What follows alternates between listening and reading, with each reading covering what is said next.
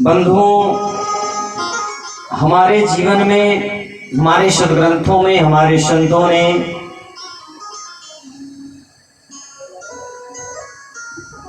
वैदिक उपनिषदों में दो प्रकार की गंगा बतलाई है। ये दो गंगा क्या है? कहा एक भागवती गंगा है और दूसरी भागीरथी गंगा है।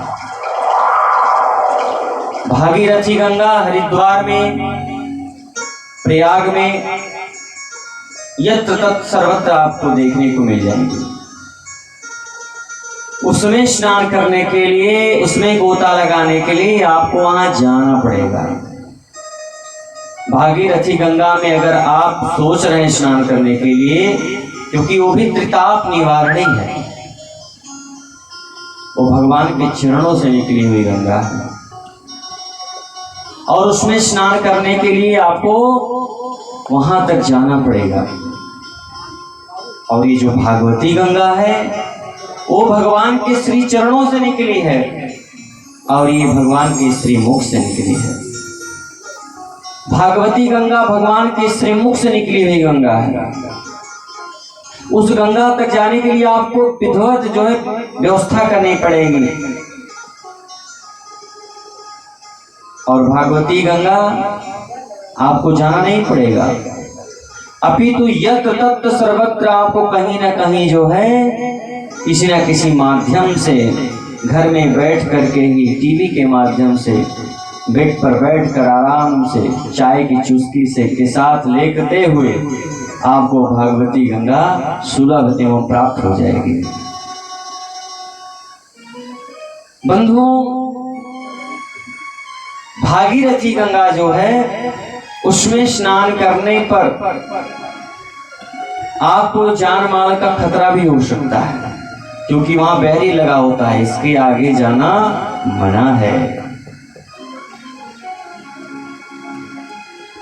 क्योंकि उसके अंदर अगर हम जाएंगे जहां बहरी लगा होता है तो डूबने का खतरा है, हम डूब सकते हैं। कहीं न कहीं हमारे जीवन से संबंधित तो घटना घट सकती है। लेकिन बंधुओं में कहूं कि जो भागवती गंगा है, इस गंगा में जितना आप डूबेंगे, जितना ही आप इसमें गोता लगाएंगे महाराज, उतने ही आपको आनंद की प्राप्ति होगी। दोनों ही सुलभ है, लेकिन एक आपको जाना पड़ेगा और दूसरे के लिए आपको जाना नहीं पड़ेगा, आपको घर पर ही सुलभ है। अब ये बड़ी पटखोली में पांडे परिवार के अंतर्गत जो ये कथा चल रही है, जहां तक भी हमारी आवाज पहुंच रही है, ये गंगा में ही तो स्नान कर रहे हैं। क्या उन्होंने विचार किया था कि ऐसी सुलभ गंगा हम लोगों को प्राप्त हो जाएगी? हरिद्वार अभी कुंभ लगा हुआ था, वहां तक जाने के लिए आपको महाराज पैसे की जरूरत पड़ सकती है, व्यवस्था करनी पड़ सकती है। लेकिन ये गंगा सुलभ होती हुई पांडे परिवार के द्वारा आज आप सभी लोगों को इतना दुर्लभ गंगा आज सुलभ होती हुई संपूर्ण ग्रामवासियों को कर्ण इंद्रियों से होते हुए हृदयान्वित हो रही है। तो बंधुओं, ये हम लोगों का सौभाग्य है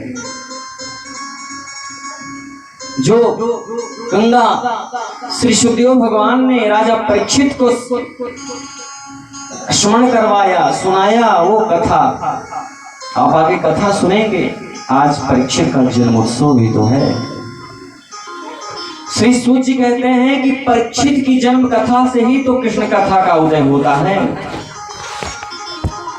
और जिस मानव की कथा परमात्मा से जुड़ जाए महाराज, उस मनुष्य की कथा परमात्मा की कथा से कम थोड़ी होता है। सूत जी कहते हैं, यथामृथे कौरव सृज्यमाना वीरेष्वथो वीरगतिं गतेषु वृकोदरा विद्वगराभिमर्शा शक्नोरुदण्डे धृतराष्ट्रपुत्रे। कह रहे बात उस समय की है जब महाभारत के युद्ध के सभी कौरव मारे गए, पांडवों को विजयश्री की प्राप्ति हुई और कौरवों में केवल दुर्योधन बचा हुआ है। आदरणीय भीमसेन ने अपनी गदा से दुर्योधन की जंघा को तोड़ दिया और अंतिम अवस्था में कौरव गुरुपुत्र अश्वत्थामा आया और कहा, मित्र ये दुर्गति तुम्हारी किसने की?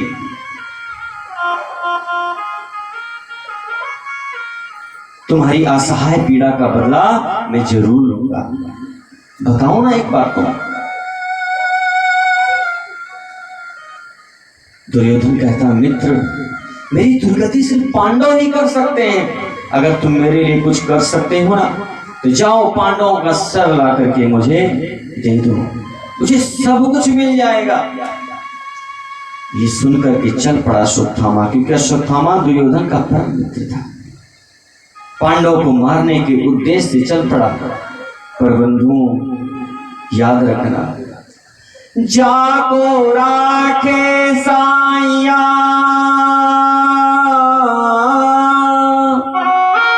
मार सके ना कोई।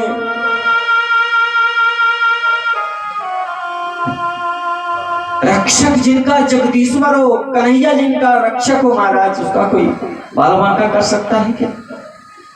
उन्हें कोई नहीं मार सकता। पांचों पांडव तान दुपट्टा सो रहे हैं, पर मेरे गोविंद उनकी रखवाली कर रहे हैं।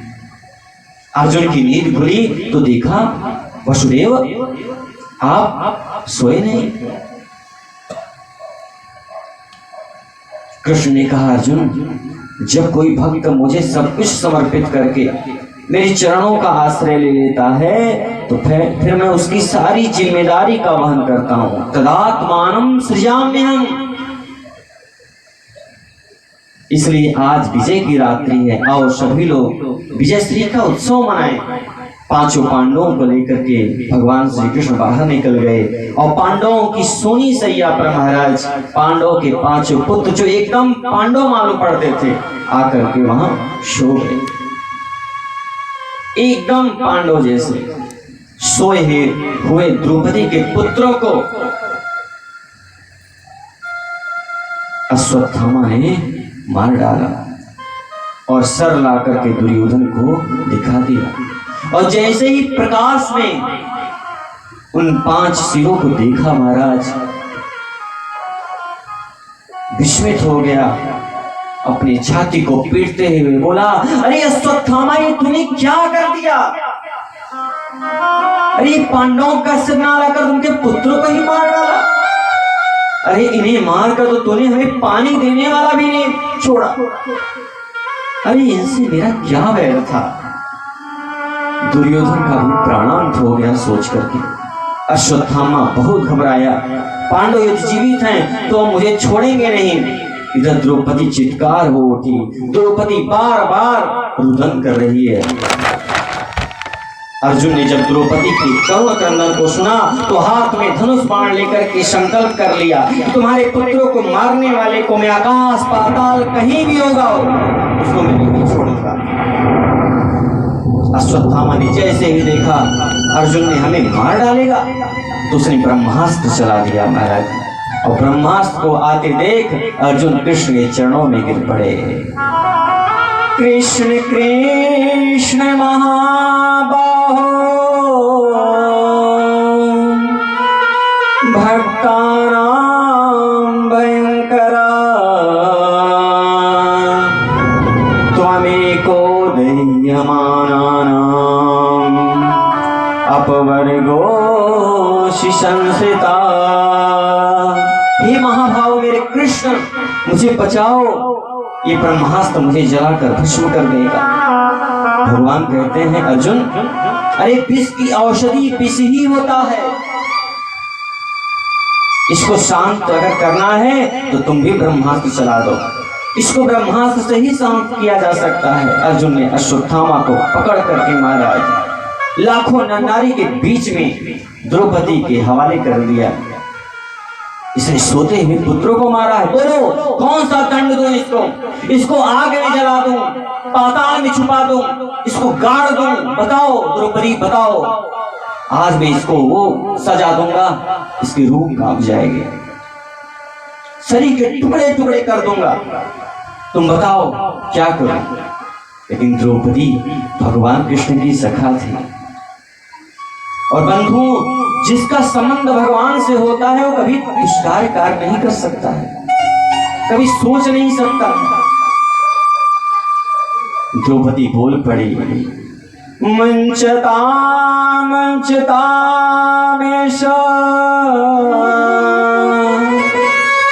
ब्राह्मणो नितराम गुरु। अरे क्या मिलेगा मारकर? अरे इसे मारने से मेरे पुत्र वापस थोड़ी आ जाएंगे, जीवित थोड़ी हो जाएंगे। अरे केवल ब्राह्मण ही नहीं है, अरे आपके गुरु पुत्र हैं ये। अरे भूल गए अपने गुरु को, जिसने आपको धनुधारी बनाया, जो विद्या अपने पुत्र को ना देकर वो विद्या आपको दिया, ऐसे गुरु पुत्र को आप मार डालोगे? ऐसे कई रहस्य को बतलाए जिन्होंने अपने पुत्र को भी वो रहस्य नहीं बतलाया। अरे मेरे पुत्र नहीं तो कोई बात नहीं, मुझे पति का तो अवलंब प्राप्त है, परंतु इनकी मां जो कृपी है ना, जिनके पति वीर गति को प्राप्त हो चुके हैं, बेटी का सहारा है, वो भी तुम छीनना चाहते हो? असहाय पड़ जाएंगी मां। बंधु अब करें क्या अर्जुन? इधर द्रौपदी कह रही मारो नहीं, भगवान बोले दंड तो मिलेगा, परंतु शास्त्रानुसार ब्रह्मबंधो न हन्तव्या आतताई बधार्णवः।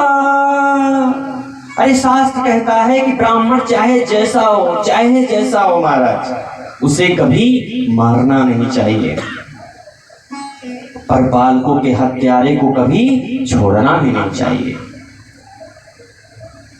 बगल में भीमसेन बैठे हुए थे। क्या प्रभु ये क्या आप कह रहे हैं? ब्राह्मण के हत्यारे को मारना भी नहीं चाहिए? अरे ब्राह्मण हत्यारा है, ये मेरे 5 पुत्रों को मार डाला, आप कह रहे छोड़ना नहीं चाहिए? आप कहना क्या चाहते हैं, थोड़ा खुल करके बताइए। भगवान का कहना था कि महापुरुषों का अपमान ही वध योग्य हो जाता है। अर्जुन ने सिर से धक्का मार करके अश्वत्थामा को भगा दिया, परंतु मन में ईर्ष्या लेकर के, ईर्ष्या का भाव जगा करके महाराज, जानते हैं जीवन में मानव का सबसे बड़ा अगर कोई दुर्गुण है ना तो ईर्ष्या है, सबसे बड़ा है ईर्ष्या।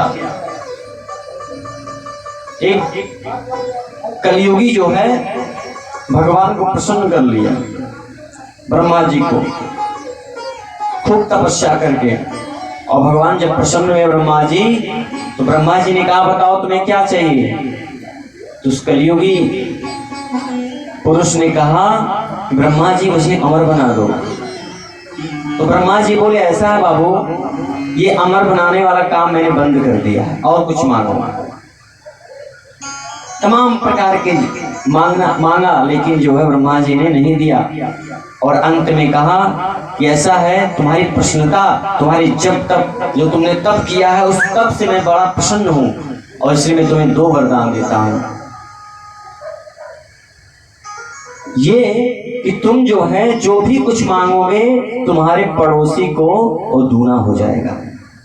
चाहे जो भी कुछ मुझसे तुम मांगोगे वो मैं पूर्ण तो करूंगा, लेकिन तुम्हारे पड़ोसी वाले को उसको दुगना प्राप्त होगा। अब महाराज वो तो कलयुगी था, कई दिन बीत गए, सोचा ब्रह्मा जी ने जो वरदान दिया उसको देखा जाए। आया, बड़े ही यम नियम पूर्वक भगवान के चरणों में प्रणाम करके भगवान से प्रार्थना किया कि हे प्रभु मुझे बढ़िया सा सुंदर सा घर दे दीजिए। अब महाराज इसको एक घर मिला और पड़ोसी को 2 घर मिल गए। अब इसका 1 मंजिला था, बगल वाले का डबल मंजिला था। अब तो इसको मन में इतना ईर्ष्या भाव जग गया, कैसे इसका डबल हो गया। क्योंकि व्यक्ति का सबसे बड़ा अगर कोई शत्रु है ना तो है ईर्ष्या।